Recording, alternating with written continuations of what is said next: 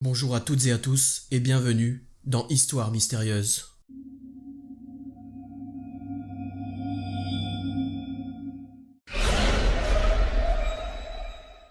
Sur la chaîne YouTube Mindset TV, Casey Noland et son collègue enquêteur Tanner McBride ont entendu parler d'une petite ville abandonnée appelée Rodney. La ville est située au fin fond de la campagne et les bâtiments seraient soi-disant hantés. La raison pour laquelle la ville a été abandonnée est qu'elle subissait des inondations très fréquentes. We know Rodney's flooded different times of the year, and we knew it was very possible that it could be flooded during our trip. But we had no idea that we would be stopped by water almost a mile away from the actual town of Rodney. So this is really the direction that we gotta go right now? It says it's like a mile and a half that way. Pire encore, lorsque les eaux de la crue sont élevées, les alligators sont connus pour chasser dans les eaux troubles. Et comme si ce n'était pas assez, il y a aussi des serpents mortels qui se cachent sous la surface de l'eau. Watch for snakes. The locals have been telling us that there are water moccasins and they are active.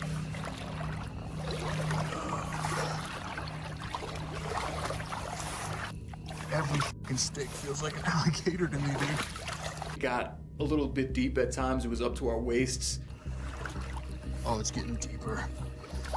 I'm almost up to my waist right now. I'm almost up to my waist. That definitely looked like an eye. Behind those bushes. Yeah. And now it's gone. Like I got a reflection when I was looking over that way. And then it disappeared. Which freaks me the fuck out because it makes me believe now that something went underwater. Doesn't mean it's like a big one or anything. But it definitely could be an alligator. Après avoir parcouru 1,5 km à travers les eaux boueuses, les deux enquêteurs paranormaux ont finalement atteint la ville. Ils commencent leur enquête dans la plus vieille église de la ville. That's the building they're talking about. Alright. Well, we're gonna do this. Let's do it. Alright, let's go. En entrant dans l'église, ils décident de commencer à lire des prières pour essayer de provoquer une réaction des esprits qui pourraient hanter les lieux. Et cela semble fonctionner. God made two great lights, the larger one to govern the day and the smaller one to govern the night. Hey, did you hear something? Like downstairs? The larger one to govern the day and the smaller one to govern the night. We were hearing like a bunch of scratching and a couple of thud noises. I've been hearing stuff the whole time. You heard like thump, right? Yeah, the whole time I've heard two. At least, maybe three. There's a lot of fucking noise going on. What is that?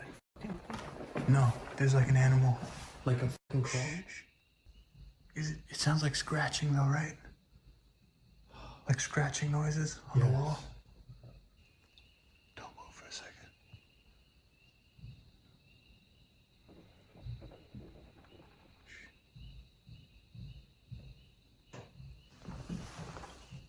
Fucking roof. That sounded big. That wasn't like a squirrel or a rat. Yeah, but I don't know what the fuck it could be. I have no idea. L'exploration devient de plus en plus étrange, surtout quand ils sont sur le point de quitter l'église. Cela se produit. What the fuck was that? That was big. That sounded like something jumped right there, right? You think that's an animal?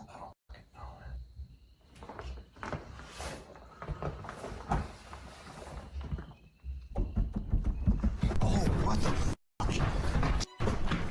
Oh my god. What the fuck, bro? Did you feel that?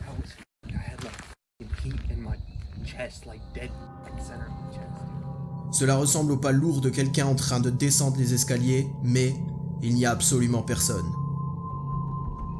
Oh, what the It sounded like someone came charging down the stairs at us. The footsteps sounded loud, aggressive, and once it reached the bottom of the steps, I felt a breeze blow past me, and Tanner said he felt heat inside of his chest. En sachant que la vidéo n'a pas été modifiée, pensez-vous que la Mindset TV a capturé un phénomène paranormal? À vous d'en décider. Sur la chaîne YouTube de Haunted Side, l'enquêteur paranormal Patrick et son caméraman Jason enquêtent à l'hôtel Saint-Charles dans le Nevada, qui est soi-disant très hanté. L'hôtel est en fonction depuis plus de 150 ans. Il est donc évident qu'il a eu sa part d'événements tragiques à l'intérieur de ses murs. Dès le début de l'enquête, ils vont déjà vivre une scène plutôt étrange.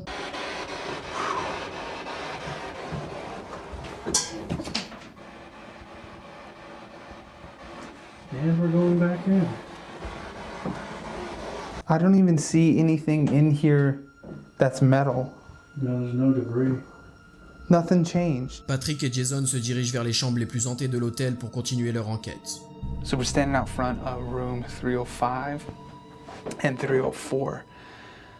Which should we go first, 304? 304. And again, this is the floor where there's a lady from the 1800s that is seen around here a lot. So let's go see if we can talk to her. Et c'est maintenant que les choses deviennent vraiment bizarres. Do you have something you want to say? Come and talk to us. Floor is super creaky. Yeah.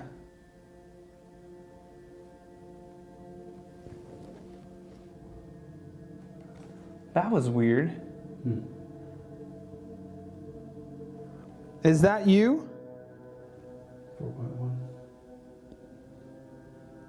So, that was weird. So I got like a smell of like floral, like almost perfume. And then I felt like a little touch or like a little pressure. Le début de ce clip peut ne pas sembler si convaincant. Mais juste après que Patrick soit touché comme il le dit, regardez ce que leur caméra vision nocturne a capturé. That was weird. Is that you?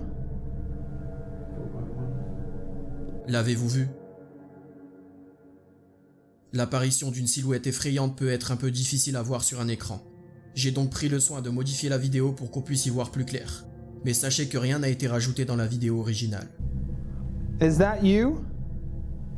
4.1.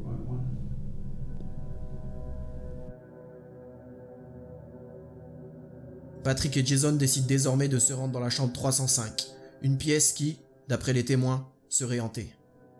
Ils capturent des températures vraiment différentes dans cette pièce, mais les images les plus effrayantes de toutes se produisent juste après leur départ de la chambre.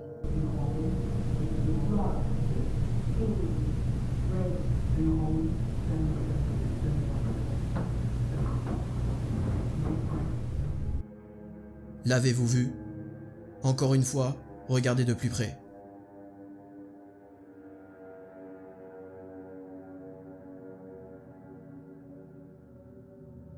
Une silhouette semble se tenir les bras croisés dans le coin avec la tête baissée. Quand il quitte la pièce, elle semble lever la tête et disparaître dans la salle de bain. Alors pensez-vous que c'est un phénomène paranormal? Faites-le moi savoir dans les commentaires. Dans cette vidéo très effrayante tournée au Mexique, l'histoire raconte qu'une femme a été heurtée dans la rue et a perdu la vie. Il a été dit que la femme est décédée juste au moment où l'ambulance est arrivée pour la secourir. Une pierre et une croix marquent maintenant l'endroit de l'événement tragique. Mais les choses deviennent très étranges quand les locaux se sont rapidement rendus compte qu'à chaque fois qu'ils passaient devant cette croix en écoutant la radio 690, la réception de la radio a été interrompue par le son d'une sirène d'ambulance. Bueno, aquí estamos, buenas noches. Ya es mi última noche en Monterrey, ya mañana, buenos días, perdón. Son casi las 3 de la mañana.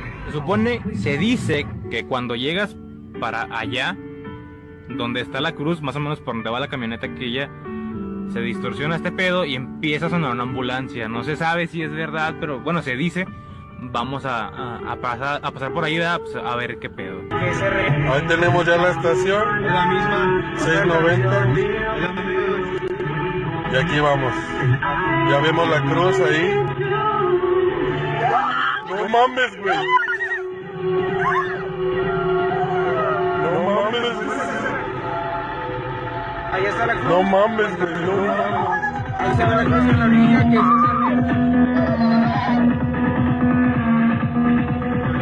No mames, güey, se siente bien ojete. ¡No te pases! Ahí vamos. Por allá está la cruz. Dale lento, más lento. ¡A la madre! Y ahí vamos otra vez.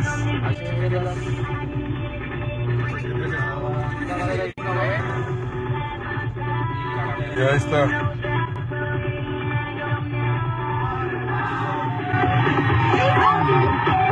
No mames. Si seulement 2 conducteurs avaient posté cette expérience, je serais en train de vous dire que c'est du fake. Mais plusieurs conducteurs ont eu cette même expérience effrayante en conduisant sur cette route. Et l'interférence se produit qu'à proximité de cette croix posée sur le bord de la route.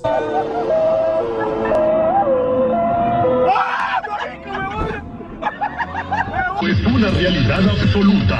El mundo ahora está con dimensión deportiva. Un enfoque diferente del deporte. Con Roberto Hernández Contreras, Víctor Manuel Hernández. Ahí sí me cagaron. 31 años. Antes ha estado en otros equipos, pero ya tiene 31 años, ¿eh? No, pues sí, ya me ganaste.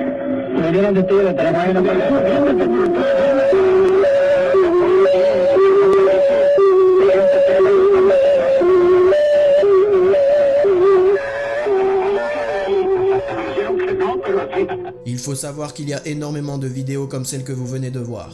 Alors quelle est la cause de cette interférence bizarre? Est-elle liée à la mort tragique qui s'est produite sur cette route? Faites-moi savoir ce que vous en pensez. Au début des années 1900, Clarence McCorsley a construit une belle maison à Little River en Caroline du Sud avec sa femme Essie. Malheureusement, Clarence a perdu la vie prématurément à l'âge de 40 ans. Laissée toute seule, sa femme Essie a transformé sa maison en chambre d'hôtes pour les pêcheurs du coin. Il y avait des rumeurs selon lesquelles la maison était souvent visitée par le fantôme de Clarence, son défunt mari. Essie a gardé la maison jusqu'à sa mort en 1974. Aujourd'hui, la maison appartient au chef cuisinier français Éric Masson et à sa femme Kim qui en ont fait un restaurant. Les propriétaires ont du mal à croire aux phénomènes paranormaux. I'm always looking for validation because it's just so hard to believe that this stuff happens and it's hard to believe that it's a ghost. Jusqu'à ce que des choses très étranges commencent à se produire autour du restaurant. Les maçons entendent souvent un bruit mystérieux d'une femme, les verres et l'argenterie tombent sans explication. Des employés du restaurant ont été témoins d'activités paranormales et certains clients ont aussi certaines histoires effrayantes. Beaucoup ont affirmé avoir vu une grande silhouette sombre dans le restaurant. On pense que les fantômes de Clarence et de sa femme Essie hantent le restaurant. Stephen Lancaster de la chaîne YouTube Label 13 s'est particulièrement intéressé à cette affaire. Il a interrogé plusieurs témoins pour entendre leurs histoires paranormales et a mené de nombreuses enquêtes pour trouver des preuves. Une nuit, Stephen et une petite équipe d'enquêteurs paranormaux viennent enquêter au restaurant. Juste après avoir commencé à filmer, ils entendent une forte détonation venant de la cuisine. Oh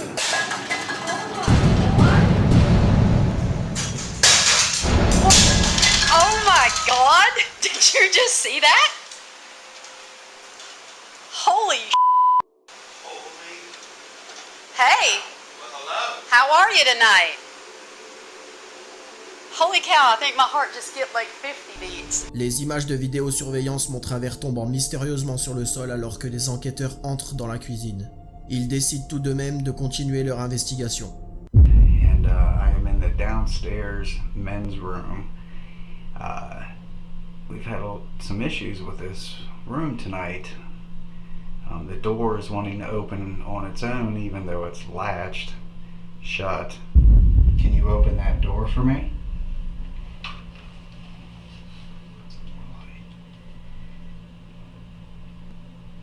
Be really, really cool if you could open that door.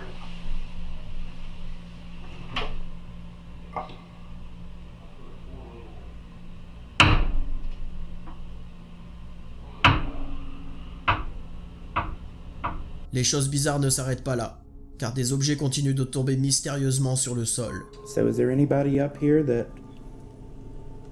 wants to say hello? Make their presence known to us?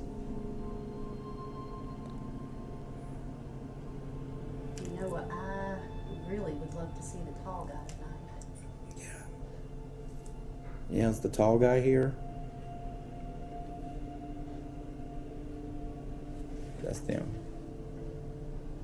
So is there anybody up here that wants to say hello? Make their presence known to us? You know what, I really would love to see the tall guy tonight. Yeah, is the tall guy here? That's them. Do you hear a whirling noise?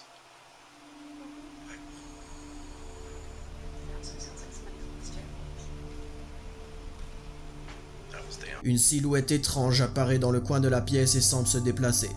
Stephen n'a pas remarqué l'apparition en direct, il l'a découvert plus tard lorsqu'il a examiné les images.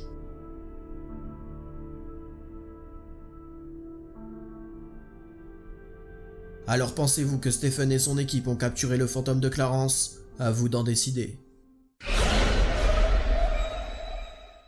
Une TikTokeuse a enregistré une vidéo rapide dans l'intention de montrer sa machine à glaçons bruyante. Mais quand elle était sur le point de la publier, elle a remarqué quelque chose de vraiment effrayant.